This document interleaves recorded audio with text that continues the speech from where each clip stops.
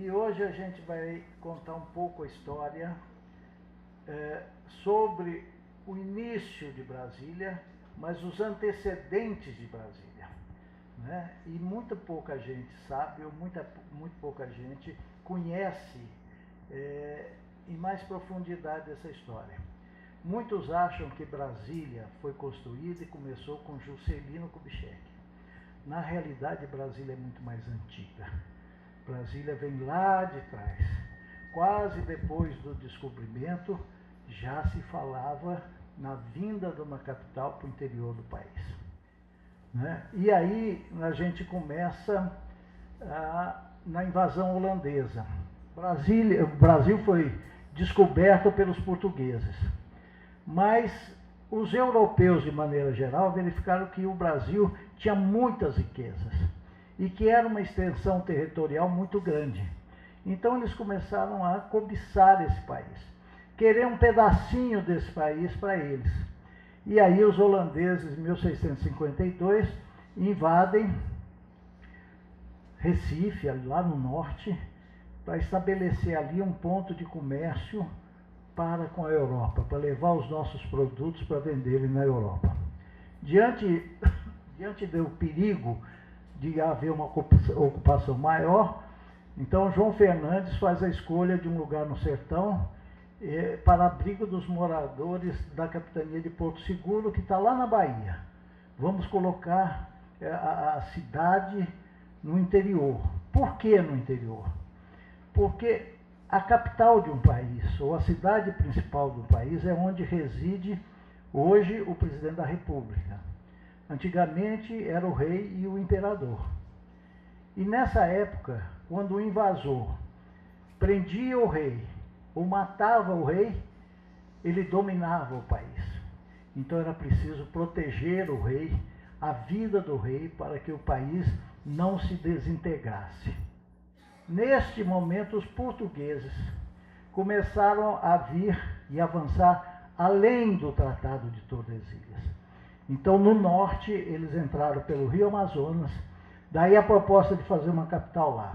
E foram até as fraldas, até a beira da Cordilheira dos Andes. Ao sul, eles avançaram até o Chaco Paraguaio. E tomaram esse território e ocuparam esse território. Anos depois, foi assinado um outro tratado, que era o Tratado de Madrid, que dizia o seguinte: a terra passa a pertencer ao país em que os seus habitantes estão. Como os portugueses já estavam na Amazônia, já estavam no Paraguai, todo esse território que antes era da Espanha passou a pertencer à nação portuguesa. Mas não bastava isso. Dentro da filosofia do exército, de guerras e ocupações, você tem que tomar conta do território. E para tomar conta do território, você precisa trazer a população para o interior do país. E aí, segundo grande motivo da mudança da capital. O primeiro, a preservação da integridade do comando do país através do rei ou do imperador. O segundo, a ocupação desse território para que a Espanha não viesse reivindicá-lo. Em 1922, o presidente da República, Epitácio Pessoa, manda colocar a pedra fundamental. Aqui, vocês já visitaram a pedra fundamental? Né? Então, aquele monumento, aquele marco, foi colocado em 1922, ao meio-dia. Feito Epitácio Pessoa, que manda colocar. E aí vocês têm o decreto assinado por ele da localização e da determinação da pedra fundamental. Esta é uma cópia, uma foto, da ata de lançamento da pedra fundamental. Eles documentaram esse momento através de uma ata que vai assinado ali por muitos planaltinenses, formosenses, pessoal de Lusiânia, enfim, de toda a região, que testemunharam esse evento. Aí a pedra no dia da instalação, com hasteamento da bandeira nacional, né? Existiam muitos movimentos políticos para que a capital não viesse para o Planalto Central, fosse para os arredores de Araguari, onde hoje é Uberlândia, e também para Paracatu. Os mineiros tinham muita força na política, mas o general Djalma Policoelho bateu o martelo e disse: ali tem que ser feita a capital. Eu agora vou contar até como é que certas coisas que parecem insignificantes influenciam numa decisão deste porte e que redundou na capital, na construção da capital. O governador de Goiás era o Jerônimo Coimbra Bueno. O vice-governador era o Dr. Osana, aqui de Planaltina. O governador chama o vice-governador e diz assim: Osana, a comissão vai para Planaltina. Vamos tratá-los muito bem para que eles possam se encantar com a receptividade, com a comida e com o local. Né? E é preciso então que você vá para Planaltina e receba essa comissão lá. Bom, essa comissão vinha para cá, uma comissão enorme. Como é que onde é que eles iam se hospedar? Existia aqui somente aquelas pensões, que a gente sabe, pensão de interior, que você tem uma varanda grande e o banheiro é lá no fundo, no fim da varanda, né? Então, como é que nós vamos colocar um general e uma comitiva dessa numa pensão dessa? Aí falou: doutor Osana, o senhor tem uma casa aqui pertinho de Planaltina, aqui na Larguinha, que tem condições de receber a comissão. Então o senhor podia ceder a sua casa para receber essa comissão. E aí entra um outro detalhe que parece bobo, mas que foi importante. Doutor Osana casou-se com uma carioca, Dona Alice. Muitos aqui conheceram Dona Alice. E Dona Alice veio do Rio de Janeiro. E quando foram construir a casa, ela pediu para o doutor Osana, falou assim: constrói um nosso quarto com um banheiro junto. Por quê? Porque antigamente aqui você tinha as casas e o banheiro era um só para todo mundo. E vamos fazer então uma suítezinha, um apartamento, que foi onde o general ficou hospedado. Então, ofereceram-se todas as condições.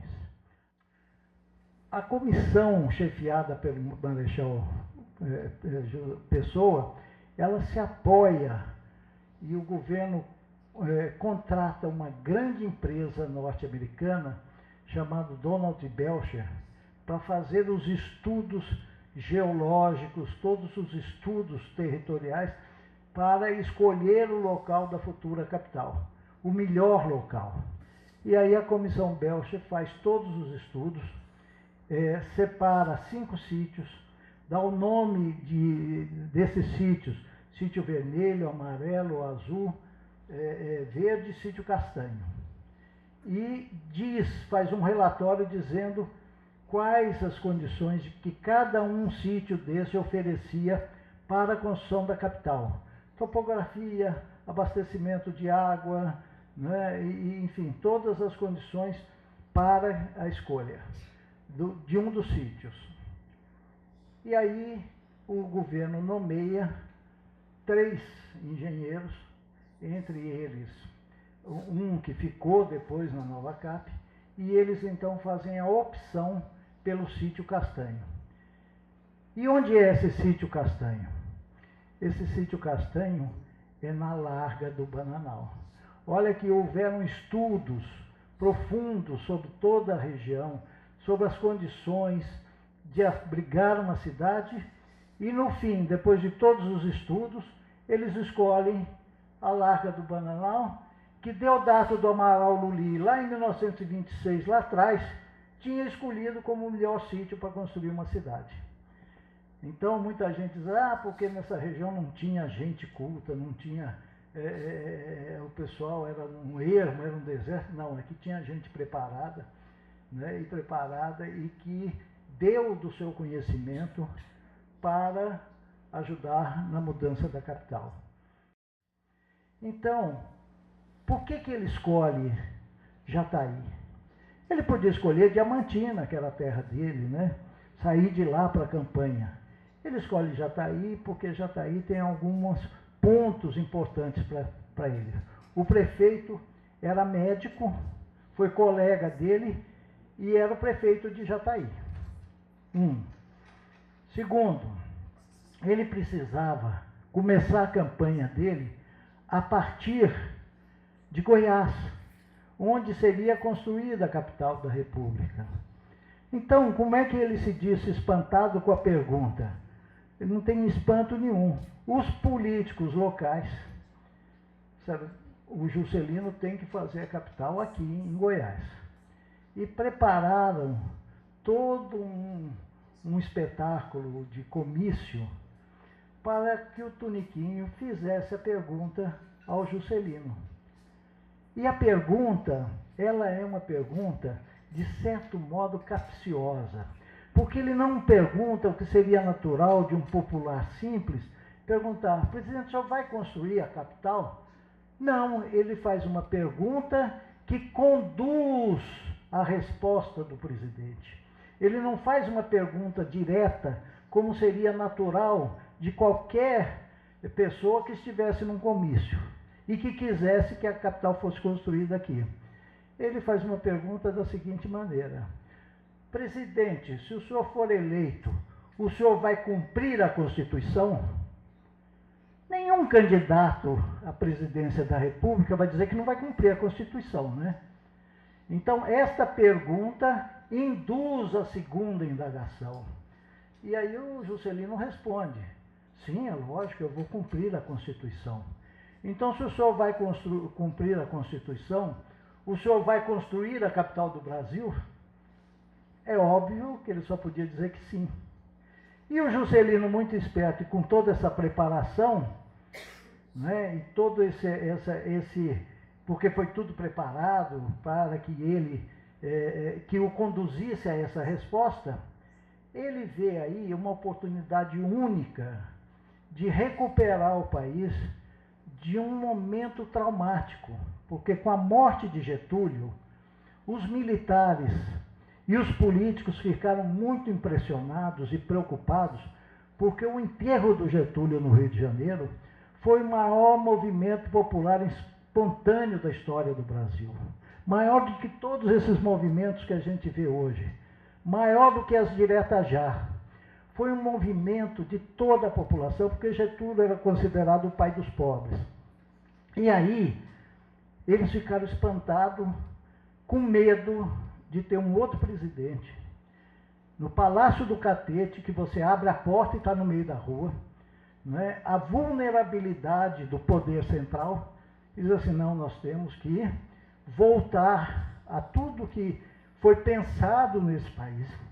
E, um parêntese, pensado pelos militares, desde o Van Hagen, desde Marechal Deodoro, todos os presidentes de comissões aqui eram militares, né? Então eles tinham, nesse fio da história, né, consideravam muito importante a mudança. E isso dentro dos estudos dos militares e da Escola Superior de Guerra, era um termo que eles usam muito, um objetivo nacional permanente. Objetivo esse que é a construção de Brasília. Depois vocês vão ver que Brasília é consolidado pelos militares.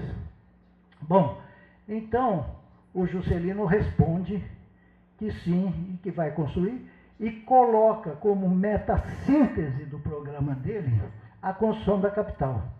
Ora, a construção da capital tem um aspecto relevante, não só pela interiorização, por tudo aquilo que foi pensado antes, na ocupação do território, desenvolvimento da economia, essa coisa toda, mas ela tem uma importância, né, para o Juscelino, para os políticos, de dar um novo elan, dar uma nova configuração para a população que estava muito derrubada, muito sentida com a morte do Getúlio e sem perspectiva de vida. Então Brasília passa a ser o centro nacional das atividades econômicas, das oportunidades e do orgulho nacional. Nós somos capazes de construir uma cidade, nós somos capazes de interiorizarmos, né, e ocuparmos o nosso território. Então esses movimentos psicológicos, sociais, entusiasmaram a população e com isso Juscelino tira o país de uma certa nostalgia, de um sentimento de perda, que foi a morte do Getúlio, e dá a eles um novo entusiasmo, novas metas. Mas não para aí. Juscelino também foi questionado pelos militares sobre a mudança. E, ao que tudo indica, ele fez um grande acordo com o Marechal Lott. O Marechal Lott era do Estado-Maior, né, e os militares eram contra, e o Marechal Lott passa a ser um interlocutor de Juscelino com as Forças Armadas. E aí, numa das reuniões do Estado-Maior, o Marechal Lott dá uma prensa no Juscelino como candidato. Você vai mesmo mudar a capital? Então, nós podemos até apoiá-lo. Mas desde que o senhor realmente mude a capital, porque o Rio de Janeiro não tem mais condições de ser capital. E fez a segunda exigência, que ele queria ser o sucessor do Juscelino. Então ele faz uma exigência em nome dos militares e uma exigência pessoal. E o Juscelino realmente, quando ele sai do poder, não tinha reeleição naquela época, ele indica o Lott para ser candidato a presidente da República. Então esses acordos todos de bastidores não são escritos, não estão nos livros, mas estão nas evidências e no comportamento de toda uma classe política, né, que comandava o país. Juscelino, então, assume a presidência. Já não pode esquecer que houveram 2 revoltas da aeronáutica para tentar derrubá-lo, mas ele consegue, com o apoio do Lott, manter-se no poder e começar a construção da capital. Bom, Juscelino, então, propõe a construção da capital. Chama um amigo dele de Belo Horizonte, que tinha feito projetos para a prefeitura, que vocês todos já ouviram falar o nome, Oscar Niemeyer, para fazer o projeto da futura capital. O Oscar não aceita e diz que deve ser feito um concurso público. E aí vão se preparar os concursos públicos. Neste concurso público, o vencedor é o Lúcio Costa.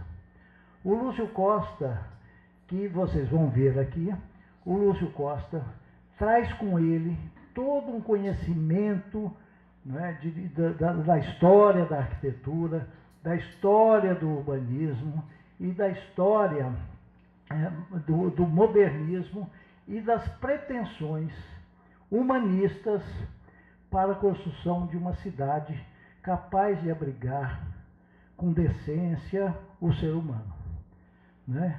E aí ele escreve que no início do plano da sua memória, que ele não pretendia competir, na realidade ele não concorria, apenas se desvencilhava de uma solução, por assim dizer, já pronta. Que solução é essa, assim dizer, já pronta? É a solução de todo um conjunto de evolução de obras de arquitetura. Ninguém imaginava uma cidade como essa, e que na realidade a realidade foi mais forte, foi mais bela. Então, Brasília hoje representa, e isso eu posso afirmar com toda a convicção, tudo aquilo que a humanidade buscou como uma cidade moderna e aprazível para se morar. E desde a construção de Brasília e sua inauguração até hoje, não se fez no mundo nenhuma cidade da importância de Brasília com esse urbanismo que dá dignidade ao povo, que dá condições de trabalho, de lazer, de convivência, que é uma cidade bucólica e aprazível. Então nós, aqui, planaltinenses, vocês, jovens, tem que ter um orgulho muito grande, porque essa cidade se tornou realidade, porque os planaltinos da região de Formosa, Lusiânia, Planaltina, defenderam e lutaram para que ela fosse construída aqui onde vocês vivem. Então é graças a essa história antiga, que vem lá de trás, que passou por muitas gerações, é que hoje nós podemos entregar a vocês uma cidade única no mundo. Muito obrigado.